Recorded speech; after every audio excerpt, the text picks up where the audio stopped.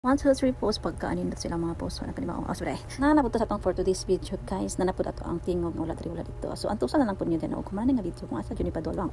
Kay lagi daghan pa man kayog sud-an na bilin so mao to nga desisyon na pud sila nga mga ligog dagat.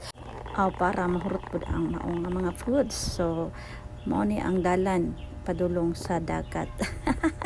Ito ay sementado ra guys, dili angay kabalakan. So padulog jud siya. Wala na ni patungas kay murag pagawas na taani sa maong boundary sa bukid dito. Anyway, so unahan na anak guys na nagpaabot na mo kaya una man sila guys. So gipaabot din taon ni nila. Salamat kayo.